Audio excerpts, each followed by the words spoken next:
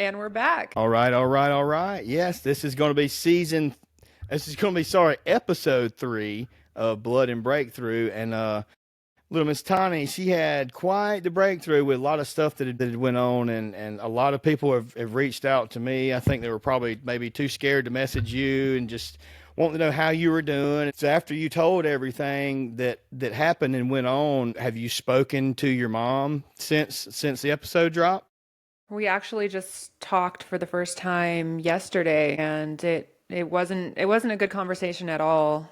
Um, she called and just wanted to talk about like life, and she went to hang up, and I was like, "Well, we're gonna talk about this. We're not just gonna sweep it under the rug." She's like, "Okay," like already kind of annoyed, and so I just told her, I'm ending this cycle. Like, I realized that for the last 30 years, I've basically been brainwashed into thinking that not only should I forgive these people, which I agree I should, but I should have never had to continue having him in my life, especially considering that I'm seeing these patterns of abuse with my children. Yes. And so I said, I'm ending this today now. Like, that's no longer going to continue. And I was pretty much scolded for that and was told, basically just the whole using God as a scapegoat again for that decision. And so I pretty much lost it. I was yelling. I was saying, well, I wasn't saying anything that was wrong. I was just like, Mom, I would move mountains for you if you were willing to get out of that situation. There's nothing that I wouldn't do to help you. And her response was, Right. well, that's not fair. And so that triggered my response, which was, no, what's not fair is that for the last 30 years, I've been so screwed up because I've been brainwashed into your whole using God as a scapegoat and thinking that I was the one in the wrong. And I'm now seeing things clearly. And so she just wanted to respond with, well, that's not God's heart. And I just hung up the phone. And then I broke down pretty bad. And then I called you. Oh, yeah. Yeah. Yeah, daggum, man. That's as like I said, I don't like talking bad about people, but as a parent myself, I would go to the ends of the earth and beyond to protect my children. If anybody ever even thought about messing with my kids in any way, that'd be it. They wouldn't do it again. You know what I mean? They wouldn't have those thoughts again. I promise you that. I just don't. I just don't understand how as a mom, and a lot of people don't, how as a mom, she can say that. She can say, well, yeah, God's going to forgive us, so it's fine. It's no big deal. God, you can't do that. You cannot Yeah. do that, especially when it's happening with your daughter as well, and you're protecting your child first and Right. foremost. Well, not only that, but she's not willing to acknowledge that there's anything wrong. And that was pretty much what set me off was, well, I don't think anything is wrong at all. And I just said, well, you're just as brainwashed as I was. Yeah, And it sucks. I feel like I've I've lost my mom yeah, again, that's your and mom. it sucks. But, I just got to move on.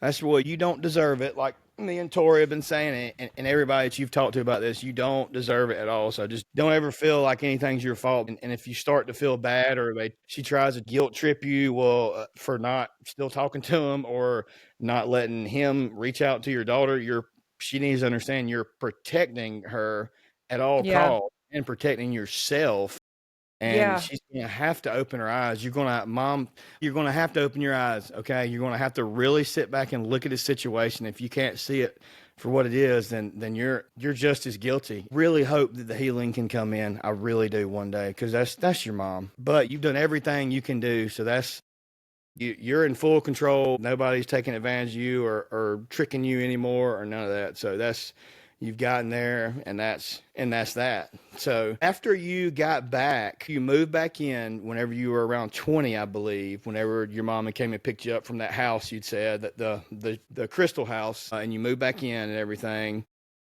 You never had any more issues with your stepdad again. He never did anything No. again. So what happened? So let's get to the cartel part. So how long after? So you joined the cartel? Was it before or after the show, Naked and Afraid? It was way after the show. Yeah, Because yeah. after the show, my recreational use became daily use because of all the things that I'd gone through in my adulthood and all the, getting left pregnant, all those things. I just couldn't take it anymore and I needed an escape. And unfortunately, I didn't seek the Lord to fill that void. I sought substance.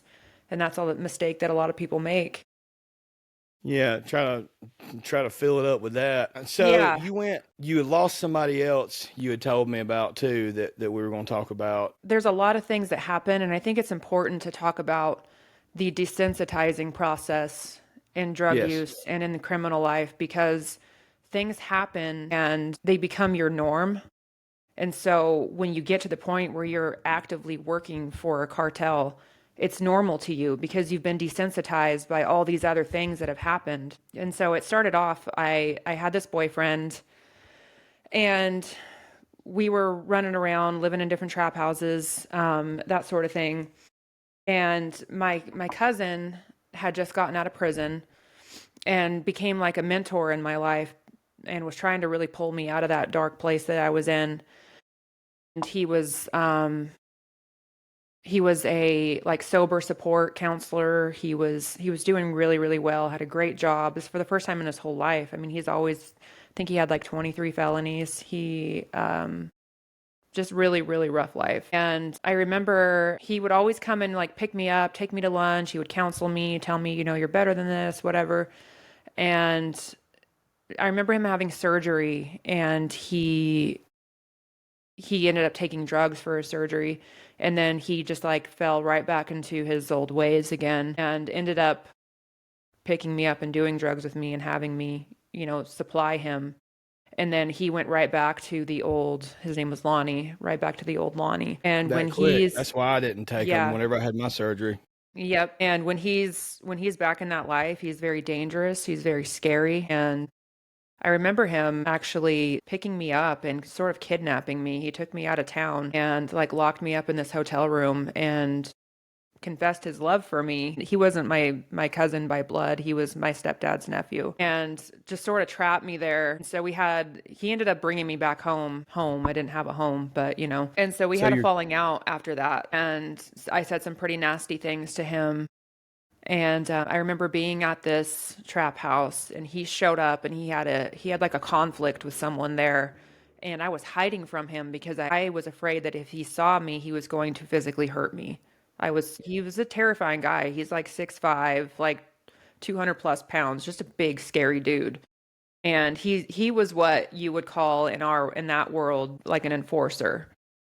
So an enforcer yeah. is someone that comes and they collect debts. They come and, take you, they rob your house, like whatever. He was that type of guy. And so I hid when I heard him pull up and things escalated pretty quickly. And to make a long story short, I was hiding in the back of the house and then the person that he had an altercation with came outside and he had a gun. And I heard two shots fired. And I remember my boyfriend was with me and I told him like shut the door, like get down. And then everyone comes running back inside and they're in a panic and they're like he shot him and everyone's like splitting and my heart just like stopped. And I went outside and I went around to the passenger seat of the car and he was struggling to breathe. I didn't know I was going to get emotional. And I held him in my arms and I'm praying for him. I didn't know what to do, so I just prayed and I'm like, God, don't take him. And he died in my arms. Goodness gracious. And I remember just screaming, like my boyfriend was trying to get me away. And I'm just like, get away from me. I'm screaming. Lonnie's girlfriend was there and I'm like, call 911. What do you do in that situation?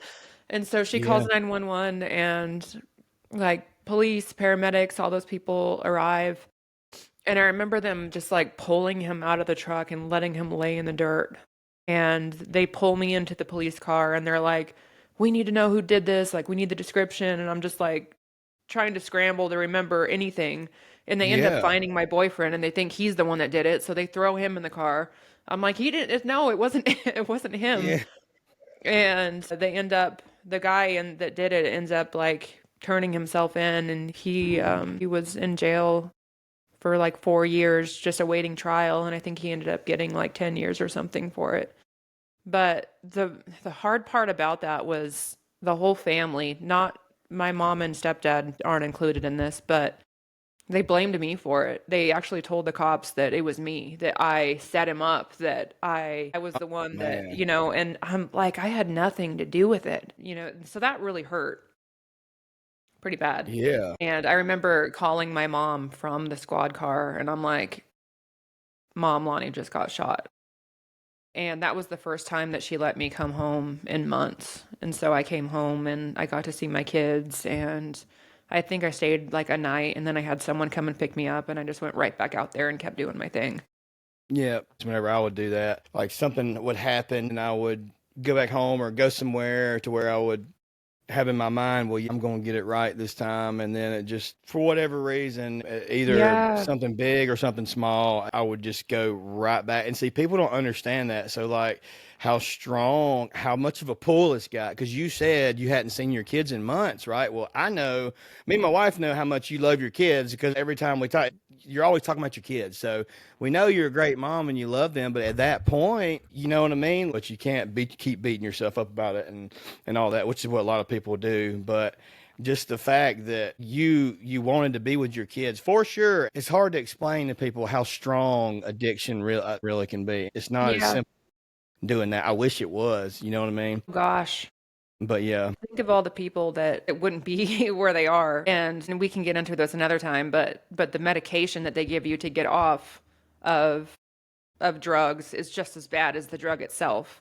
They don't want But you to get off of it. No, they they don't don't want want you you off. to, because if they don't put you on Suboxone or methadone, then that money goes to the cartels. I mean, that's the top of the chain is the cartels. So if the pharmaceutical companies aren't getting it, the cartels are. So they want And to I prevent heard that. that with a lot of prescription, I guess a lot of places in Mexico, this is what I heard though, a lot of the pharmacies, people can go get their pain meds filled there, and they've actually, a lot of the pills and stuff, instead of being, say, oxycodone, they'll be, which we know there's fentanyl press pills all over America, but in the actual pharmacy in Mexico, when you buy your prescription, the pills may be fentanyl press batch or something like that. I've heard that too. That's Wow. crazy that they've got that much power and pull. So that happened, and how much longer was it before the cartel situation happened? Whenever you It was still a couple years before the cartel stuff happened, and more things took place after that. I think the next big desensitizing thing that happened, some friends and I, we were running around, we were stealing cars, we were breaking into houses. I mean, anything to chase that drug that was the motivator, was always the drugs. Yeah. And so we had broken into a house, robbed it, and the guy ended up catching up with us one day. And I remember my friend and I sitting in this room, and the guy just walks in with a gun, and he pistol whips my friend, and the gun goes off, and the bullet sailed right past my head. And then they grabbed my friend and they took him, and they were coming back to grab me, and another person came in the room, and he's like, Tawny, they're going to take you, they're going to torture you, and they're going to film it. So he grabbed a bicycle for me, and he got a bicycle. He goes, get on this bike, ride with me. And so we got on the bikes, and I'm like, I haven't ridden a bike since I was a kid, so I'm like struggling to pedal away, and I'm thinking like I'm Man. feared for my life. I just got shot at, and so we went and hid until someone came and gave us a ride. So another desensitizing thing, right? This just becomes the norm. And then you got to live in fear. I'm sure after you left, you're probably thinking, well, they could show up at any time. I mean, anywhere. Looking over your shoulder. It's crazy. And so you just do more drugs to numb those feelings. Like Yep. it's a never ending cycle. It It's really crazy. is. And not long after that, I actually went back to that place because I was coaxed into it. Like, you're safe here, you can come here. And I remember being in the bathroom, and I look at my phone and I get a text, and the text says, run. And I'm like, run. And the door opens, and I see this guy who was like Italian mafia or something. He used to be a hitter for the Italian mafia, and he's got a shotgun pointed at me. And I just start begging for my life. I'm like, please don't kill me. Please don't kill me. And he's affiliated with the guy that I had robbed his house. And he just starts screaming some nonsense at me. And then he puts the gun down and he lets me walk out of the room. And as I'm walking out, he brass knuckles me in the face and my nose, just blood everywhere. And then he fires a couple shots and he's chasing me out with the shotgun. And I'm just like waiting to get hit. And so that was like the fourth or fifth time I lost all my belongings. Every time something like this happened, they took all your stuff, like your phone, everything. And so he's chasing me off with this shotgun, and I just ran and I got away, and then right back into the cycle. So those are like the type of things that led up to me getting deeper and deeper into my use, into who I was connected with. Yeah. And so my introduction into the cartel, this wasn't the person that I ended up working for, but it was someone that I was working with, and he was Hispanic, didn't speak any English or anything, and he agreed to work with me. And this house that I was living at, he came and they stored like all of their stuff in that house, and it was like pounds and pounds of stuff. It wasn't like just little amounts or anything. Yeah. More drugs than I've ever seen in my life. And he Yeah. also left a stash of money there. It was like $18,000 or something. And one day it went missing. And because I was the one that was connected to the Mexican, I was the one that was to blame for it. And so No. I remember him telling me, my bosses are coming and they're going to kill you, they're going to kill me, and they're coming. And I remember them taking me hostage, and they put me up in this house and they had someone guarding the door to make sure I didn't leave. And he was in the room with me, and he knew he was going to die. He didn't care. He knew. He was like, this is part of the deal. You mess up, you die. And I remember waking up the next morning and I'm like, we're still alive. They didn't come. They didn't kill us. Yeah. Like, I was Yeah. so happy. And he's like, and I remember him saying in English, he goes, oh, they coming. They coming. And I'm like, seriously? Dude. And he gets on the phone with them and he like wants to know where they're at because he's all about like loyalty, right? He's taking care of business. Yeah. And they ended up all going into one room for a little while, and I got out. I ended up escaping out of the house, and I went to a friend's house. I don't even know how they were able to turn their head and not see me leave, You but just like jumped out the window or just ran out the front door? yeah. So I got away, and then it started the series of, okay, you're running from the cartel now. And so I remember people telling me like, you're gonna have to leave the country, you're gonna have to change your name, all this stuff. I'm like, for 18 grand? I don't know if they're gonna pursue me that heavily for 18 grand. I just don't see that happening. And Yeah. so I remember being holed up in this hotel, and my boyfriend at the time, same boyfriend, I had the same boyfriend this whole time. And I was messaging him on Facebook, and he's like, where you at? I'm gonna come pick you up. And so I gave him directions to where I was at, and I went out to the parking lot, and this car pulls up and they wave me in. And so I get in the back seat. My boyfriend's not in the car. And the passenger turns around and points a gun at me and is basically like, gotcha, you know? And I just start just panicking, and he's like, searches me, like they're searching like my bra, like all the things, like search her. And I'm like, I didn't do this. I didn't do this. And he points the gun at my head and he goes, lie again. And so they kept driving, and I just shut up at that point, and I just started praying. Yeah. And I'm just like, God, don't let them kill me. Don't let them kill me. And we're driving down the road, and he pulls over and opens the door and says, get out. And I don't know why he let me go. But I mean, What? obviously, in spite of me screwing up my life, God is still faithful. And That's really he cool is right he there is now. so faithful even when we're not. And so I got out of the car. I remember running to my brother's house, and it took me several hours to get there because I Spokane's a big bet. city. And Dehydrated too. Man, probably God, yeah. And they thirsty. took all my money, they took all my drugs, they took everything, no phone, the usual. And I go and Yeah. I'm pounding on my brother's window, and he comes out and pulls a gun on me. I'm like, can we just not have any more guns Yeah. Can pulled we on just me for what? not do the gun thing for a little bit? And I Dang. actually I actually went to treatment the next day Really? for like the second out of like 7 or 8 times. So this Yeah. this wasn't this wasn't my breaking point. I still continued my cycle. Like, I stayed in treatment for maybe a couple weeks, and then I bounced because it's so hard, dude. It's so hard to have that thing go off in your head where you're just done. And I just wasn't done yet. Yep, it is. And it's weird looking back because there were so many times that I went to treatment, probably this long, like long form places. I think one, two, three, four, five, like months and months, you know. And then other ones, just the little 4 or 5 day detoxes. I probably did that 10 or 15 times probably. That's just ridiculous. But yeah, so the second time I went, I just knew, well, I thought I knew. I said, yeah, this is it. I'm good now. I'm good now. But then you have, they talk about having reservations you set up. So, well, basically, once I get everything built back up and once I get my place and once I get my vehicle and my job and all that, then maybe I can still party a little bit just on the weekend every now and then, or just do it one time or this or that. Those are the reservations. You always think it's like, yeah, let's build it all back up just to crush it all back down again.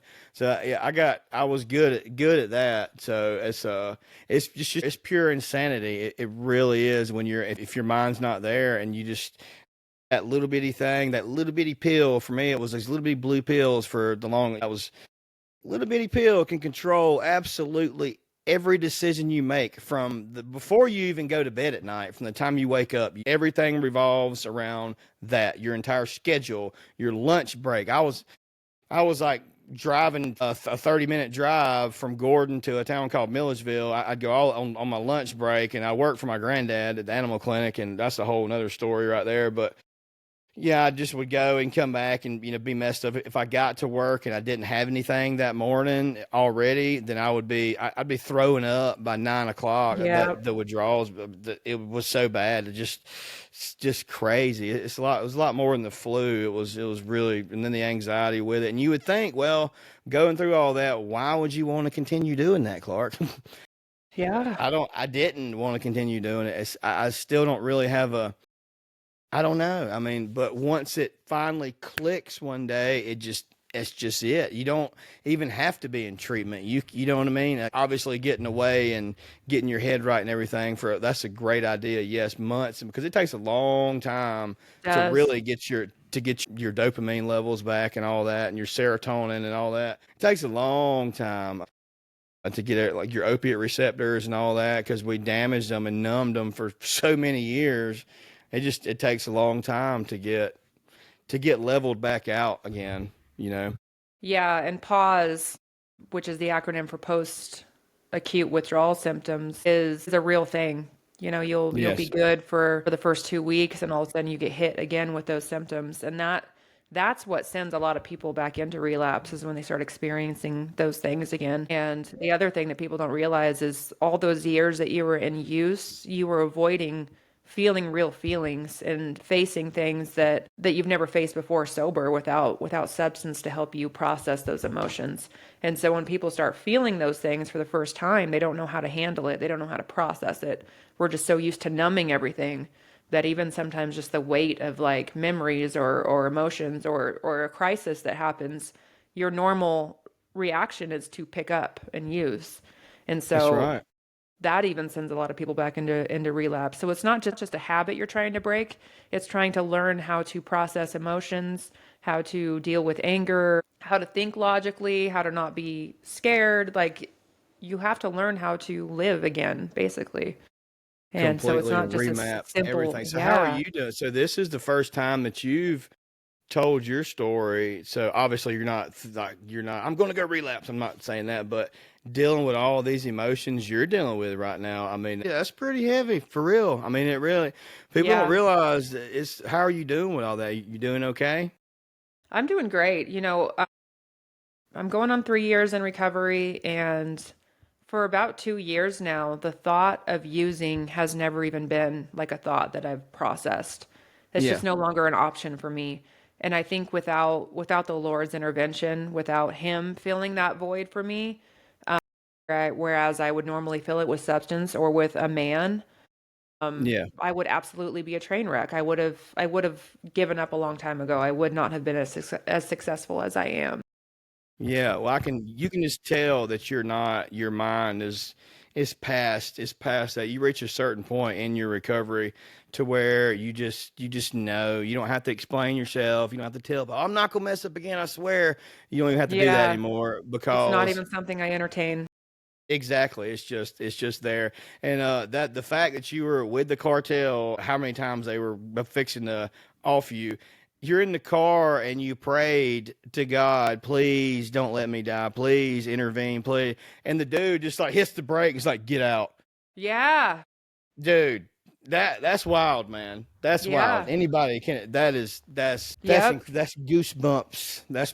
That's incredible right there. I mean, Yep, it that's just goes to show how he literally never leaves you. It doesn't matter how far you've ran, where you're at in your life. Like it's like the footprints in the sand, that picture, like his footsteps were always there. Even if you don't feel it, he is. And that's yeah. just a classic example that he was with me through all of that. And So what was the last he takes what the enemy meant for evil and he turns it for good. And that's what we're doing now. We're telling these stories and I hope that it helps somebody to know that you're not alone. That's exactly right. But did you always kind of feel like God had a plan for you to help people change the world, so to speak? You know what I mean? Yeah, I grew up in the Lord. I became saved when I was like 5 years old, and I've always had like this closeness with him. I used to have dreams about Jesus, and he's always been with me, and I felt his presence throughout my life, even though I ran so far all the time.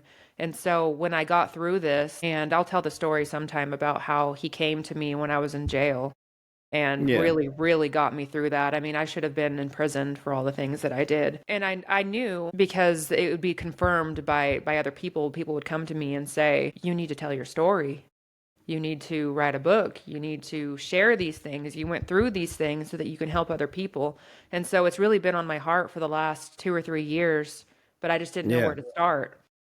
And so, I think it's cool how it came together. How yeah. literally, when I said I asked you to do the interview, you're like, "Heck yeah!" And you told me after later that you knew that you were gonna have to share some of it. You were gonna have to share some of your, and that's when you mentioned about you went through some dark times, and then I just jumped in and I talked for 20 minutes straight about mine, and I've never So talked about glad you mine either. So did. that was really weird for me to do that. But I'm really really glad because yeah, Yeah, we're me definitely too. gonna help a lot of people just by sharing our story, just by sharing your story, all the stuff that you went through. I mean, I know there's people with similar stories to both of ours that just feel completely hopeless probably or they've never told anybody just by you having the courage of telling all that insane stuff that you dealt with from your stepdad growing up. Just by you doing that, there's probably a lot of people that are going to do the same thing. That it gave them courage and stuff. They might not be speaking up and saying, "Hey, you gave me the courage to do this and that," but it's there. So it's don't feel like by sharing your story it's a waste of time or it's not helping anybody because I assure you, and if you're watching this video, if it's touched you in any kind of way, just let us know for sure. And if there's, like we always say, if there's anything extra, just throw it in the comments and make sure y'all subscribe too, because like I said, every Friday at 8 o'clock, we're going to be dropping an episode and we're going to start having people on. Or like next week, we're going to be having guests on, and this thing's really, really going to grow. And we just want to just touch a wide variety of people who it's not just addiction either. We decided to go with people from all walks of life that have been through anything crazy and had completely given up, and then look where they're at now, how they got there, all that stuff. That's I don't know, man. It's pretty interesting. Everybody's got a story to tell, and you never looking at you, I never would have thought that you went through what you went through and the cartel thing and I mean, that's crazy stuff. That's wild. Everybody's got a story, and I encourage everybody to share that story. So I'm glad you're doing that. Do you remember the last time that you saw the cartel people? Like the last time you were around them, it wasn't when they told you to get out of the car, you said, and you went to No, that treatment. was What? a very brief, very not really close to them interaction. I mean, Well, This is such I a mean, like the crazy last story. time. Well, not that part, but I mean, I guess they were out to get you for the 18,000. But so after you got out of the car that time, and then you went to treatment, and after the treatment and stuff, you started. Did you start messing back with those same ones, or was that kind of No, you didn't mess with them anymore? no, and Yeah, I don't even know how affiliated that individual was. I mean, he must have been in some sense to have that kind of money and that quantity that he had.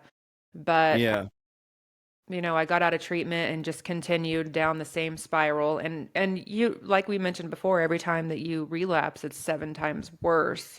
it So, is, and so it's I just fell fast. deeper every single time. So, I just went right back out in it, and I was always selling in some capacity. Like I would pick up a Yeah, certain amount and then I would flip it. yeah.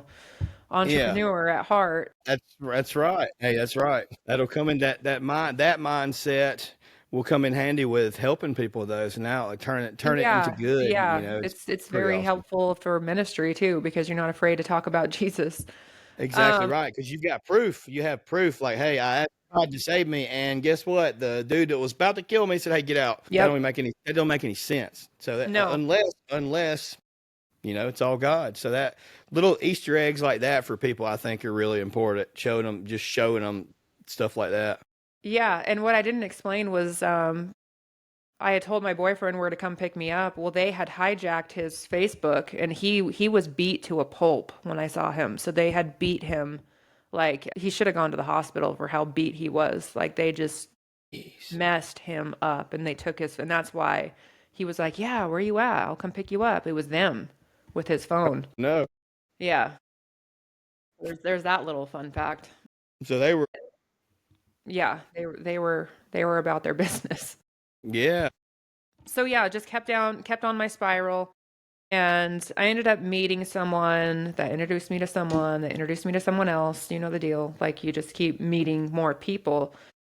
And uh, I met this guy who's about my age, no English at all. It was amazing how fluent I got in Spanish. yeah. I bet you I, had no choice. yeah, if it was drugs or money, I can have a full-on conversation about it. It was Yeah, crazy. So when in that world, when there is a specific Mexican that is a representative of a cartel, they call him a paisa. I don't know if you've heard that term, but so this was the paisa, and he started working with me. I'd ride around in his car with him, and he would never let me meet the boss. But he'd be on the phone with the boss and he would go and make pickups. He would meet up random places with people and pick stuff up and he slowly let me start like working with him. And yeah, I lived in this really nice house up on the South Hill of Spokane. If you know that area, you know that's a nice area. My roommate had a couple rooms for rent. And so I went to his name was Daniel. I went to Daniel and told him, "Hey, we've got rooms for rent if you need a place." My boss, he always had someone that he sent down from Mexico with all of the stuff. And so this guy, he went by Jose. It wasn't his real name. Jose and Daniel ended up renting a room. They walked through the house. I remember them showing up in this really nice Lexus, and they walked through the house, and they were like, "Yeah, yeah, we will do this." And so I ended up telling them, "Hey, like we'll discount the rent if you guys put us on." For the people that don't understand what that means, getting put on is when you get a certain amount of drugs that you're able to sell kind of on a front. And so he's like, "Yeah, we'll put you on." And so they moved in that day. And I remember it was rooms in the basement, and my room was in the basement also. And I remember walking up the stairs, and my roommate looked at me, and he was like, "Hey, remember that one time we let the Sinaloa cartel move in with us?" And I was just like, "Oh my God, jeez, what did we just do?" yeah. That's wow, And dude. that's when the wild ride like really started. Yeah. So that's whenever you started moving what, like a lot of weight, just Yep. pounds and pounds of it. Was Yep. it what all was it? I mean, it was fentanyl mostly, or I guess it was probably everything, wasn't it? Yeah, it was heroin and meth, and we called them Mexies, which were the fentanyl laced. Well, they were just basically the fentanyl blues. Yeah, like the little like the Roxy's or Oxy, yeah, the little 30s. Yeah, that's what I was talking about whenever a lot of people were saying that one of those is equivalent to 4 or 5 of them, just say a 30 milligram pill. One one of those pills you think 30 milligrams, really it's going to hit you about like 150 milligrams is going to hit you. So people were ODing just left and right on them. It was really, Yeah. I mean, they still are, I guess. It's really, it's gotten so bad. And the kids are so much younger now too, that Mm-hmm. are on opiates and that are doing it, that are full Skid Row style like we did. That's it's crazy, man. It's wild. I'm very thankful to still be here and still be alive because there's so many people that aren't that I know. I mean, there was a guy passed away recently that I know. He was, I think he was running from the cops or something too, and he got in a wreck and died or something like that. But it was drug related. I guess he was back on messing up again, and I hate that. I really do. Hearing stories like that because they could have stopped too, but they didn't. I don't know. It's just that kind of thing makes you feel more thankful too and grateful for everything that I have because I was literally, I mean, homeless, couch surfing, had nothing, no hopes of going anywhere, no hopes of making anything out of my life. My dad was he was like an addict pretty bad too, you know, so everybody was just assumed, oh, he's gonna be just like his dad. And sure enough, I filled his shoes, and I was. Every time somebody would see me in town, the town I'm from is a little bitty town. We've got one caution light. It's smaller than where we live now, way smaller in North Carolina. But this little town's in Georgia, right outside Macon, a little town called Gordon, Georgia, and like 1,200 people maybe or 1,000 people. Well, there used to be a Huddle House, but it got shut down. There's just one bank, and it's two gas stations. Everybody knows everybody, and my granddad was the veterinarian. One granddad was the veterinarian there, who people came from all over to see my granddaddy just because he was just a very, very, very good person.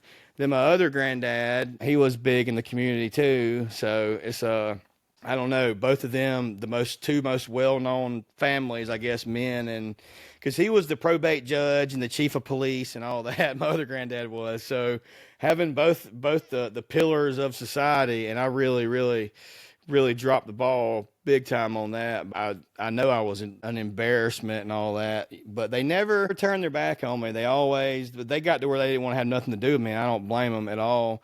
But Yeah. none of my family, they never fully turned their back on me, and I'm so thankful for that because I didn't deserve it at all. But what I'm getting at with my rambling Good. No, is no you're matter good. how low we get, how hopeless it seems, you see a person right now, they could be living in their car and they could be so strung out on drugs, and you look at them, that piece of no, it's still a person, and I'm not saying Mm-hmm. what they're doing is okay or anything, but there is still hope. My mom always told me it's never too late, son. It's never too late. She always No. said, and she was right. It wasn't too late. I was in my 30s before I got it right. Just can't stress that enough.